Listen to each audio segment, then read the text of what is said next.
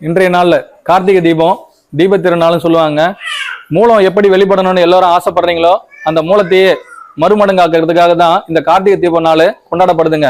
குருவுடைய பிரசித்தி பெற்ற சீடர்கள்லாம் எப்படி இருக்கணும்னு குரு ஆசைப்பட்டாராங்க.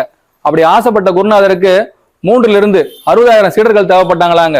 1 2 இல்லைங்க, சுமார் 60,000 சீடர்களை ஒரு குருநாதர் தன்னுடைய இந்திரிய பற்றிலிருந்து முழுமையா வெளிப்படணும்னு ஆசைப்படும் பொழுது ஒவ்வொரு சீடர்களையும் ஒவ்வொரு நிலைக்கேற்ப அவர்களை மாற்றி அமைக்கவும் அவர்களுடைய நிலையின் தன்மையை தன்னுடைய குரு சித்திரர்கள் என்ற புத்திரர்கள் என்ற பெயரிலையும் அழைச்சாராங்க. அப்படி சித்தர்களாகவும் புத்திரர்களாகவும் உருவாக்கின ஒவ்வொருவரையும் ஞான போதர்கள் என்ற பெயர்கள்ல அவரே உருவாக்க 17 சித்தர்கள் என்ற பெயர் சூட்டி அழைச்சாராங்க. இப்படி இங்க இருக்கிற 17 சித்தர்களுடைய ஆலயத்துல தன்னுடைய மூலமே இவர்கள் அனைவரின் மூலமா இருக்கணும், தான் எப்படி படைக்கப்பட்டோமோ அதே போல் தன்னுடைய சீடர்களும் படைக்கப்படணும்னு ஆசைப்பட்டாராங்க. ஒருவர் இல்லைங்க, 1000 பேரை முதல் முறையா தன்னுடைய சீடர்கள் என்ற தகுதி கொடுத்து உருவாக்கும் பொழுது அதுல அனைவருக்குமே அதனுடைய பாகுபாடுக்கேற்ப முழு ஆகமம் செய்யப்பட்டதாங்க. அந்த ஆகுபாடை யாருக்கெல்லாம் கொடுக்கணும்னு நினைச்சாரோ அதனுடைய திருநாளை கார்த்திகை தீப திருநாள்னு கொண்டாட ஆசைப்பட்டாராங்க.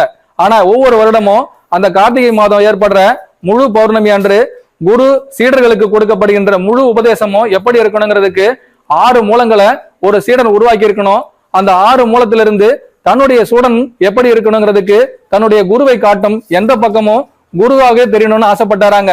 ஒன்று இல்லைங்க, 1000 சீடர்களை உருவாக்க குரு எவ்வளவு போராடி இருப்பாருங்கிறதுக்கு இந்த 17 சித்தர்கள் தாங்க முழு காரணமா இருக்கிறாங்க. ஒருத்தருக்கு மட்டும் இதுல மூலபந்தம் என்ன கொடுக்கப்பட்டதுன்னா, எல்லோருக்குமே ஞானங்கிறது எப்படி இருக்கணும், ஞானத்தின் அதிபதி எப்படி இருக்கணும், குருங்கிறவர் எப்படி இருக்கணும், குருவின் மூலம் எப்படி இருக்கணுங்கிறத இந்த இடத்துக்கு பெயர் சூட்டப்பட்ட வச்சு எல்லாரும் தெரிஞ்சுக்கலாங்க. ஒவ்வொரு இடத்துலயும் கோவில், ஆலயம், திருத்தலம் அப்படிதாங்க பேர் வைப்போம். ஆனா இங்க நாங்க பெயர் சூட்டி இருக்கிற இடம் என்ன தெரியுமா? மூலம்ங்கிறது தாங்க எங்களுடைய கோயிலுடைய பெயரு. மறுமூலம் அப்படின்னு சொன்னாலும் அதுக்கும் திருமூலம்னு பெயர் சொன்னாலும் சரிங்க, மூலம்ங்கிற ஒரே ஒரு வார்த்தையிலேயே எங்களுடைய ஆலயத்தோட பெயரை முழுமையா நாங்க நிறைவு செய்ய ஆசைப்பட்டோங்க. அப்படி ஆசைப்பட்டதுக்கு முழு திருத்தலமா இருக்கிற இந்த இடம் பாக்குறதுக்கு வேணா ஒரு சிறு பலிப்பீடமா வேணா இருக்கலாங்க. ஆனா இங்க அமைஞ்சிருக்கிற அனைவருமே மிகப்பெரிய வள்ளல்களா இருக்கலாம், மிகப்பெரிய கோடீஸ்வரர்களா இருக்கலாம், மிகப்பெரிய ஆகம வித்துக்கள் அனைத்தையும் அடைந்தவர்களா இருக்கலாங்க. எல்லா குருமார்களும் நீங்க எங்க வேணாலும் தேடி அடையலாங்க. ஆனா இங்க குரு உலகத்துல துருவ நட்சத்திரமா இருக்கிற மகா பெரியவர்கள் கூட இந்த முழு மூலத்தையும் உச்ச நிலையில காட்டிதான் இங்க கொடுக்கப்பட்டிருக்காங்க. காலத்தையே கணிக்கக்கூடிய காலங்கநாதர் ஆகட்டும், குருவின் திரு மூலத்தை அடி ஒன்றிய திருமூலரா இருக்கட்டும், உச்சநிலையை காட்டுகின்ற குருவின் ஆகம வித்தாகிய திருவருட் செல்வர்களாகட்டுங்க, அனைவருக்குமே குருவின் புத்திரர்கள் எப்படி இருக்கணுங்கிறதுக்கும் சித்தர்களின் வழிபாட்டு முறைய நாங்க இந்த மூலத்திலிருந்து எப்படி வெளிப்பட்டு நாங்களும் சித்தலாகலாம், எங்களுக்குள் சித்தநிலை எப்படி உருவாக்கப்படணுங்கிறத முழு தெளிவாகவும் இன்றைய காலகட்டத்துல மக்களுக்கு சராசரி மனநிலைக்கு ஏற்ப முழுமையா தெளிவு கொடுக்கும் பட்சத்துல எல்லோரையும் அதே சித்தனாக்கும் தகுதியும் கொடுத்துட்டு இருக்காருங்க. குருவின் சித்தம் எப்படி இருக்கணும், குருவின் சித்தர்கள் எப்படி இருக்கணும், ஞானம்னா அவர்களின் அனுபவ ரீதியா எப்படி எடுத்துக்கணும், வளர்கின்ற காலங்கள்ல இருந்து இன்று வரை குருவின் சீடர்கள் எல்லாம் எப்படி எல்லாம் கொடுக்கப்பட்டாங்கிறதுக்கு இந்த பீடமே முழு சாட்சி பீடமா இருக்குங்க. இது எங்க இருக்குங்கிறதுக்கு மறுபடியும் ஒரு இடத்த சொல்றேங்க. நாகப்பட்டினம் மாவட்டம் முழு மூலநாதர், அதாவது எங்கள் குருநாதர் குரு தவசுதநாதர் என்ற பெயர்ல இருக்கிற முழு மூலநாதர். இது இந்த பூமியின் மூலம் எங்க இருக்குன்னு இதுவரை யாருக்குமே தெரியாதுங்க. பூமி உருவாக்கப்பட்ட காலம் சுமார் 20,000 ஆண்டுகள் இருந்து 20 லட்சம் ஆண்டுகள் வரைக்கும் சொல்லுவாங்க. அந்த ஆண்டுகள் இருந்து இன்று வரை இந்த மூலத்தை யார் ஒருவர் கணித்தாரோ இந்த பிறவிய இந்த பூமியில இதுவரை 60 முறை எடுத்திருக்காருங்க. ஒரு முறை 2 முறைலாம் இல்லைங்க. இப்பிறவிய இந்த நாகை மாவட்டத்திலேயே இதுவரை இவருடைய பிறவி 60வது பிறவின்னு கூட சொல்லிக்கிறாங்க. யாருக்காக இந்த பிறவி எடுத்தாரோ அது முழுமையடையும் வரை யாருக்குமே அவருடைய விளக்கம் கொடுத்ததில்லை, பிறவி கடனையும் முழுமையா நிவர்த்தி செஞ்சது இல்லையாங்க. இங்க 60 நாயனார்கள் எத்தனை பேர் இருக்கிறார்களோ அவர்கள் அனைவருமே மூலவர்களா இருக்கிற தகுதி கொடுத்திருக்காங்க. ஒருத்தர் 2 பேர்லாம் இல்லைங்க, சுமார் 9,000 பேரை உருவாக்கி தன்னுடைய சித்தர்கள் என்ற தகுதிக்கு கொடுக்கும் பொழுது அதுல மிகவும் சித்தர்கள் தேர்ந்தெடுக்கப்பட்டு ஒரு சிலருக்கு மட்டும்தான் அது மிகப்பெரிய வாய்ப்பு கிடைச்சதாங்க. அந்த வாய்ப்புகளை யாருக்கெல்லாம் கொடுக்கப்பட்டதோ அவர்கள் எல்லாமே இங்க இருக்கிற 17 சித்தர்கள்ல ஒரு நிலையை அடைஞ்சிருக்காங்க. அதுவும் கொடுத்தவர் எப்படி இருக்கின்றாருங்கிறத மறைமுகமா தான் நாங்க காட்டியிருக்கோம். ஆனா கொடுக்கப்பட்ட நிலை எல்லோருக்குள்ளயும் இன்னும் வெளிப்படதான் ஒவ்வொருத்தருமே அந்த சித்த நிலையின் முழு ஆகமும் எங்க இருக்கின்றதோ அந்த நிலைய அவர்களே முழுமை அடைவாங்களாங்க. இதுவே நாங்க சித்த நிலையை சொல்லிட்டு இருக்கோம்னா இங்க அம்மனுக்கு குலவாழி அம்மன் ஒரு பெயரை சுட்டிருக்காங்க. யாருக்குமே தெரியாது ஒரு குலத்தை எப்படி முழுமையா விருத்தி அடைய செய்யணும், குளத்தை எப்படி உரு கொடுத்தாரோ அதற்கு பின்னாடியே அவங்களுடைய கேணின்னு சொல்லுவாங்க, கிணற்றுக்கு அடியில தான் அவங்க அமர்ந்துட்டு இருக்காங்களாங்க. குரு எந்த மூலத்தை உரு கொடுக்கணும்னு நினைச்சாரோ அந்த திசையில முதல் கணிக்கணும்னு ஆசைப்பட்டாராங்க. கணிக்க ஆசைப்பட்ட பொழுது அதற்கான ஒரு சீடர் பிறப்பெடுத்து வரும் பொழுது அவருக்கு பிறப்பின் பொழுது முழு ரகசியம் தெற்கு திசையிலிருந்தே கணிக்கப்படட்டும்னு அவங்கள தெற்கு வாசல்லே அமர வச்சாராங்க. மேற்கு கோபுர வாசல்ல தன்னுடைய சீடர்கள் 2 பேரை அடி வைக்கணும்ங்கிறதுக்காக பலிப்பிடமா அமர வச்சாராங்க. 3 பஞ்சாமிர்தங்களை கொடுக்கணுங்கிறதுக்காக மும்மூலநாதர்களா ஆதி சர்ப நிலைய 5 பேருக்கு கொடுத்திருக்கிறாங்க. இன்னும் ஒருத்தரை மூலவரா காட்டியிருக்காங்க, அவருக்கும் அதே தெற்கு திசையும் கொடுத்திருக்கிறாருங்க. சர்ப விருட்சமா வேப்ப மரமா இருக்குங்க. இங்க எதுக்காக இந்த வேப்ப மரம் வச்சிருக்காங்க, ஏன் இங்க சர்பத்தை வச்சிருக்காங்கிறதுக்கான எங்களுடைய ஊடகத்துல மூமூல விளக்கங்களையும் கொடுத்திருக்கோங்க. சங்ககால இலக்கியங்கள்ல இதுவரை முத்தமிழ்னு சொல்லுவாங்க. அந்த முத்தமிழ்னா என்னங்கிறதுக்கு ஒரே ஒரு விளக்கத்தை தான் கொடுக்கலாங்க. இது என்ன விளக்கங்கிறதுக்கு யார் ஒருவர் தன்னுடைய 3 உடல் தத்துவத்தை முழுமையா உணர்ந்து சூழ நிலையிலிருந்து ஸ்தூல உடலை மறக்கின்றார்களோ ஆத்ம நிலையை அவர்கள் உணர்ந்து அவர்களே ஆத்மநாதர்களா மாறலாங்கிறது தான் இங்க நாங்க 2 விருட்சங்களை வச்சு 3 மூலங்களை காட்டியிருக்கோங்க. எங்களுடைய வாசல் தெற்கு வாசல். இதுவரை நீங்க எந்த கோவிலுக்கு போனாலும் கிழக்கு வாசல் கோபுரம் இருக்கும், இல்ல மேற்கு வாசல் கோபுரம் தாங்க இருக்கும்.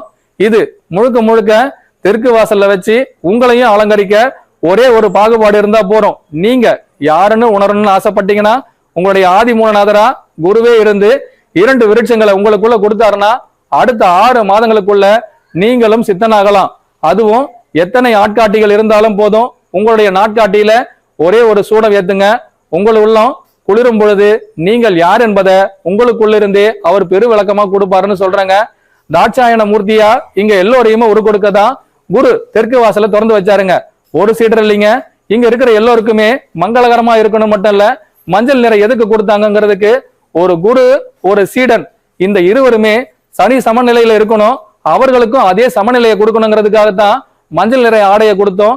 மறு உபகாரம் எப்படி இருக்கணுங்கிறதுக்கு தன்னுடைய ஆதி நிறம் எதுங்கிறதுக்கு அவர் வெண்ணிற ஆடையிலையும் முழு மூலமா இருக்கிற குருநாதரு என்றும் மாறா தகையது என் நிலை யாருக்கு கொடுப்பினும் தன்னிலை அவர்களுக்கு கொடுக்கப்படும் உச்ச நிலையை கொடுத்து அழகு பார்த்துக்கிட்டு இருக்காங்க.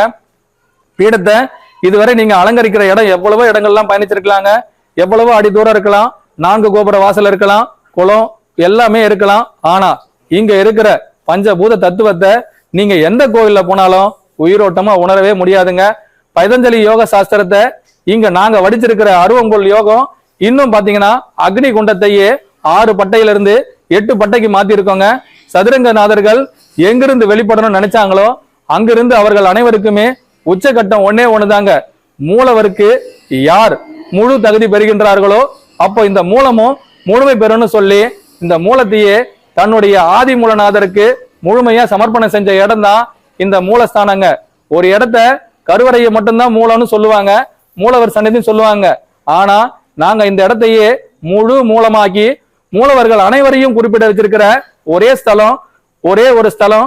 மீண்டும் ஒரு முறை குறிப்பிடுறேங்க, இங்க ஒருத்தர் மட்டும் மூலவர் இல்லைங்க. ஒரு கோவில்னா ஒரே ஒரு கருவறையில் இருக்கிற மட்டும்தான் மூலவர்னு சொல்லுவாங்க. இங்க இருக்கிற அனைவருமே மூலவர்னா அப்ப இந்த இடத்துக்கு என்ன பெயரை சூட்டணும்னு நீங்களே கொஞ்சம் யோசிச்சு பாருங்க.